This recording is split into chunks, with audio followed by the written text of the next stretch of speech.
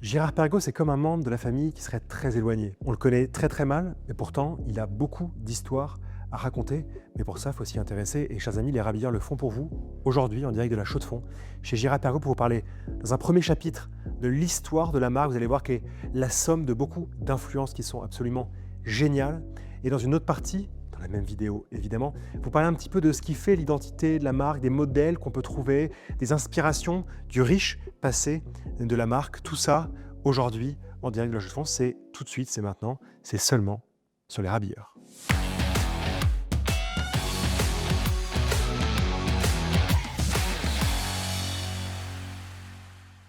Constant Girard naît en 1825. Il va se former étant jeune à l'horlogerie, évidemment, vous vous en doutez. Et en 1852, avec son frère Numa, ils vont monter la société Girard et compagnie à la Chaux-de-Fonds. Jusque-là, rien de spécial. Mais vous savez qu'un mariage peut tout changer. Et Constant Girard va se marier avec Marie Perregaux, qui est la fille d'Henri Perregaux, qui est un célèbre chronométrier d'alors. Et en fait, la rencontre des deux personnages va être pleine d'émotions. Évidemment, c'est un beau mariage. Et en plus de cela, riche en création, puisqu'en 1856, soit 2 ans après leur mariage, la société Girard-Perregaux est créée. C'est un peu la naissance de Girard-Perregaux. C'est simple, il y a alors deux choses à retenir. La première, c'est que Constant Girard est un horloger de talent. La seconde, c'est que les gens de la famille Perregaux qui travaillent chez Girard-Perregaux vont aller petit à petit conquérir l'international et même des marchés lointains, l'Amérique et surtout le Japon et l'Asie de manière générale avec la Chine. Constant Girard est un horloger talentueux puisque déjà au tout début des premiers chapitres qu'il commence à écrire chez Girard-Perregaux, il va tout de suite aller chercher des choses compliquées, des choses novatrices et en particulier de l'esthétique au niveau du mouvement. C'est pour ça notamment que vous avez la réflexion qui commence à naître dans les années 1850, qui va s'établir davantage dans les années 1860, de cette construction de mouvement assez spectaculaire qui est la signature aujourd'hui fantastique de Girard-Perregaux, qu'est ce design à 3 ponts. Alors vous allez le voir par la suite dans cette vidéo, le système de 3 ponts, il va évoluer un petit peu en esthétique, mais c'est quand même assez dingue que se dire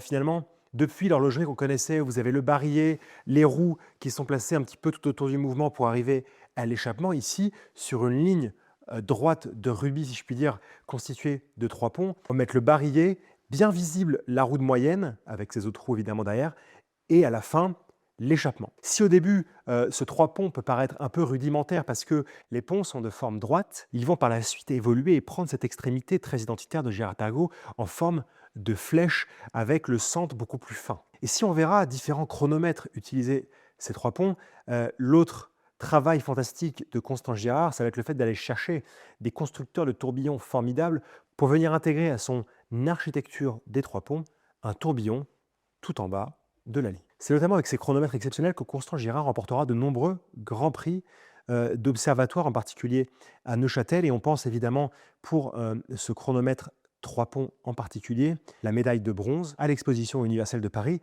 de 1867, puis une médaille d'or en 1889. On a eu la chance ici à la Villa Girard-Perregaux, où vous avez une partie des collections du musée de la marque, de voir un petit peu tout ce patrimoine comme ça, disséminé dans de très jolies vitrines. On a eu la chance évidemment d'avoir les pièces entre les mains et de voir évidemment le travail dans le dur, dans l'or, dans la maille-shore, si je puis dire, de ces 3 ponts Girard-Perregaux. D'ailleurs, ce qui choque un peu, ce qui surprend l'esprit de ces 3 ponts, c'est que d'ailleurs il y a eu une évolution. C'est d'abord il commence à intégrer le fait qu'il aimerait esthétiquement présenter le mouvement de manière très simple avec un pont, 2 ponts avec cette forme losangique, puis 3 ponts un peu plus tard dans les années 60. Et comment vous dire, en fait, quand vous avez une montre comme ça entre les mains, quand vous observez le mouvement, il y a une sensation de qualité, de finition qui est assez incroyable. En fait, on a l'impression vraiment que le travail de l'horloger à la main de l'artisan, alors au 19e siècle,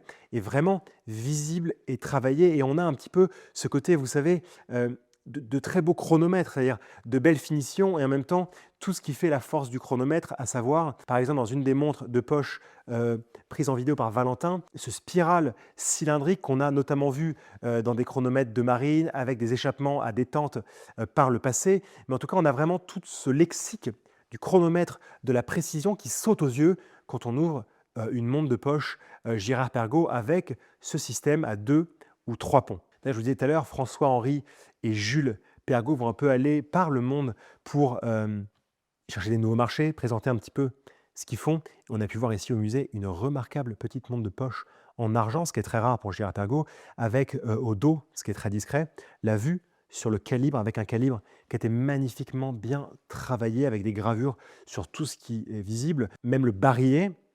Et si vous regardez attentivement, l'encre, en fait, qui est une encre suisse classique, a pris la forme d'une grue japonaise. Donc c'est tout un langage poétique, qui a été apporté aussi au Japon avec un raffinement tout particulier apporté à cette montre-là, qui était livrée à un client prestigieux d'alors. Mais pour utiliser une image qui va peut-être vous plaire, Girard-Perregaux, c'est un petit peu, l'estuaire qui va recevoir d'un côté les eaux douces et de l'autre côté les eaux marines et qui va, se former de la somme, de ces eaux-là, entre d'un côté, toute la pensée de Constant Girard et de l'autre, une histoire beaucoup plus ancienne qui remonte au début des années 1790, en 1791 tout particulièrement, avec un célèbre horloger qui s'appelait Jean-François Botte. Jean-François Botte, il est né en 1772, il va être orphelin très rapidement et il va se former alors qu'il a à peine 12 ans aux travaux de l'horlogerie, mais les travaux de l'horlogerie à la manière d'un ensemblier, si je puis dire. Il va à la fois travailler le sertissage, il va travailler le rhabillage, il va travailler la fabrique de pièces, il va travailler la décoration des boîtiers et la façon des boîtiers. C'est alors tout naturel qu'en 1791, quand il s'établit à Genève, il travaille extrêmement dur pour réunir sous le même toit de son atelier plus de 180 ouvriers qui vont travailler dans des domaines très différents. Je suis la façon des boîtiers, le sertissage, les calibres, etc. Jean-François Botte est sans doute l'un des plus grands horlogers du 19e siècle. Il va attirer dans son atelier à Genève toutes les plus belles cours d'Europe. Je pense même à la reine Victoria, qui est quand même passée par son atelier, qui avait des mots doux toujours pour son travail et la spécificité de son travail qui faisait qu'il était assez unique et que les gens venaient le voir pour des travaux assez incroyables et toujours sur mesure, si je puis dire. Et on a eu la chance ici de pouvoir voir certaines de ses créations, comme cette pièce formidable qui est sertie non pas de pierres précieuses, mais de perles fines avec des calibres assez différents. Même sur la clé de remontoir de la montre, vous avez une incrustation de perles fines. C'est juste magnifique. Il y a un travail sur toute la montre. L'esthétique très extérieure, et vous voyez déjà les liens avec le pont que je vais vous créer vers Girard-Perregaux, qui lui va travailler l'esthétique intérieure. Mais je suis désolé, pour l'instant, vous ne voyez pas le lien entre Jean-François Botte et Girard-Perregaux, mais j'y viens. Jean-François Botte nous quitte en 1837. C'est son fils, Jacques Botte, et son beau-fils, Samuel Rossel, qui vont prendre la tête de l'entreprise qui va s'appeler Jean-François Botte et compagnie. En 1883, le fils de Samuel Rossel, Jacques Rossel, va prendre la suite de l'entreprise qui s'appellera J. Rossel fils. Il mourra en 1887 et sera secondé par la famille Hecht, en particulier Felipe Hecht, qui donnera par la suite les rênes de son fils à Juan Hecht. Et ce qui est magnifique, et ça vous ne le savez pas forcément, et personne ne le sait d'ailleurs, c'est qu'il y a un lien de parenté très lointain entre la famille Hecht et la famille de Constant Girard, des cousins très éloignés et qui, vous allez le voir, vont se réunir. En effet, c'est en 1906 que Juan Hecht va céder ses parts à Constant Girard Gallet, le fils de Constant Girard, né du mariage de Constant Girard et de Marie Perregaux. Et vous voyez, c'est là justement que l'estuaire se forme, rencontre des eaux douces et des eaux salées, entre d'un côté tout le travail de Girard-Perregaux depuis les années 1850 et même les années 1840, et toute l'évolution, la beauté exceptionnelle horlogère du travail de l'horloger Jean-François Botte depuis 1791. C'est au début du XXe siècle, et les deux entreprises, leurs deux savoir-faire, leurs deux identités, leurs deux visions se réunissent alors. En 1930, le célèbre Otto Greff, qui lui avait la marque Mimo, manufacture internationale des montres d'or, qui a fait des montres assez exceptionnelles, en particulier, vous savez, ces montres avec règles de calcul. C'était un pionnier dans ce domaine-là. Il a fait d'ailleurs beaucoup d'autres très jolies choses. C'est lui qui prend la tête de l'entreprise et qui va là développer, même si les temps évidemment sont durs. Il hérite de la Première Guerre mondiale, il arrive dans la Seconde Guerre mondiale. Le vrai tournant moderne, c'est l'arrivée de Gino Macaluso en 1992. Il va redonner à Girard-Perregaux une vision forte de manufacture intégrée. D'ailleurs, à tous ceux qui disent que voilà, J.R. Pergaud peut avoir eu un jour indépendante, pas indépendante, en fait, ça fait aussi partie de son identité, si je puis dire, de son histoire, d'être passé entre plusieurs mains, d'être l'influence de plusieurs personnalités, de plusieurs familles. Et pour autant, ça n'a jamais empêché au patrimoine de la marque et à ses innovations et ses créations d'être mis en avant et de briller. Chers amis, après vous avoir présenté brièvement l'histoire, les influences de J.R. Pergaud, j'ai envie de vous parler un petit peu de ce qui fait J.R. Pergaud aujourd'hui par rapport à son riche passé hier. À mon sens, et j'en ai parlé, d'un côté, il y a cette idée un peu d'innovation esthétique, en particulier avec la signature des trois ponts qui a été pensée dans les années 1850, qui était présentée dans les années 1860. Cette architecture très novatrice qui a fait d'ailleurs l'objet d'un brevet déposé aux États-Unis en 1884, ces trois ponts d'or, d'abord réalisés en Mysore, vont vraiment révolutionner la façon de construire une montre, la façon de présenter un mouvement de montre et de comprendre, si vous voulez, toute la circulation d'énergie au sein du mouvement, tout en pouvant lui incorporer de belles complications, déjà à l'époque notamment, la construction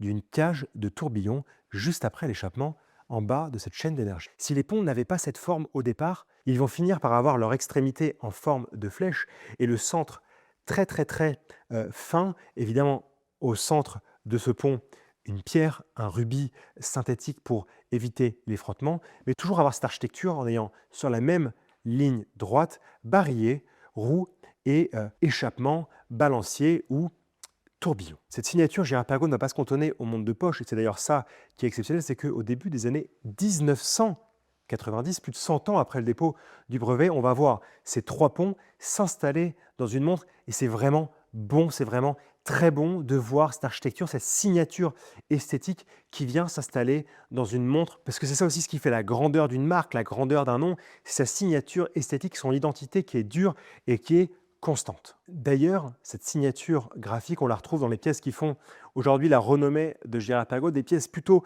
compliquées, celles qu'on a découvertes récemment, évidemment magnifiques, dans la collection Bridges, donc les ponts en anglais, Minute Repeater, une répétition minute utilisant cette philosophie du pont pour la construction de ce mouvement, ici avec de la grande simplicité, si je puis dire, pour une répétition minute où on a ce boîtier assez important de 46 mm, on a quand même l'impression d'espace à l'intérieur pour que le son circule. À midi, les marteaux largement visibles, des tout petits marteaux qui viennent sonner sur un timbre en acier, le tout dans une boîte en or rose, qui sonne d'ailleurs très agréablement, on l'entend d'assez loin et qui vient comme ça enrichir et prouver que on peut ajouter de la complication montre bracelet répétition minute à une signature de toujours, celle des trois ponts.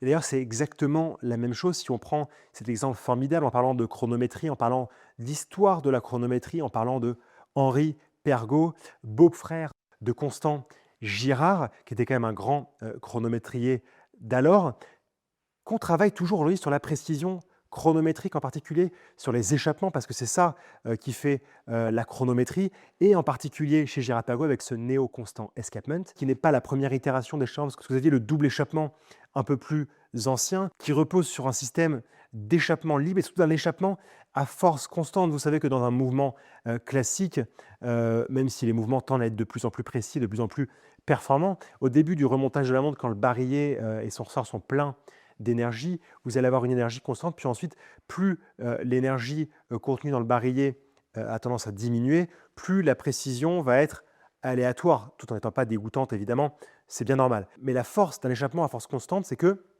l'énergie déployée dans l'échappement et l'énergie, on va être déployée dans la montre de manière générale, tout au long de la réserve de marche, il est constant. Et c'est ce qui permet d'avoir une précision garantie de A à Z pour la période de remontage et donc de parler véritablement de chronométrie. D'ailleurs, c'est très agréable à regarder visuellement. Vous avez quand même un échappement qui a dans son système en contact avec les roues d'échappement qui sont au nombre de 2, un fil 6 fois plus fin qu'un cheveu réalisé en silicium. Vous avez un peu une danse flexible de ce système de néo-échappement à force constante. Ça, c'est pour la partie 3 ponts, hier.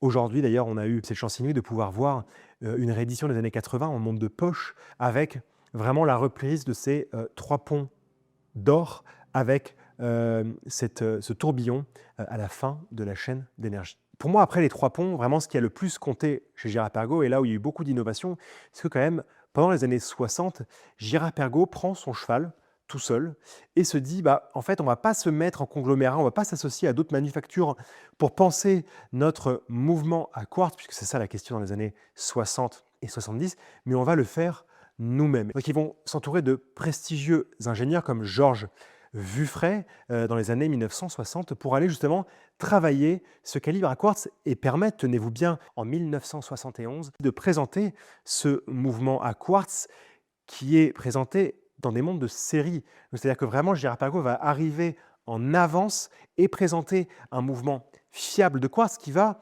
encore une fois, tenez-vous bien, donner le La, donner le Do, donner le Si, vous l'appelez comme vous voulez, en tout cas donner le standard de vibration du quartz, un peu plus de 32 500 Hz de fréquence, et il va vraiment devenir la référence du mouvement à quartz dans ses caractéristiques techniques. Vous savez, ce calibre à quartz, et je vous le disais dans une vidéo juste ici, depuis Bucherer à Paris, ça va donner naissance au quartz chronomètre, d'abord dans une boîte ronde, puis ensuite dans une boîte octogonale avec cet octogone dans une lunette ronde, tout bonnement magnifique, avec ses cadrans clous de Paris, cette signature quartz chronomètre. Vous savez, à l'époque, on ne donne pas de nom aux montres chez Girard-Perregaux, mais c'est un mouvement à quartz, donc quartz, et c'est une certification du COSC, donc chronomètre, quartz chronomètre.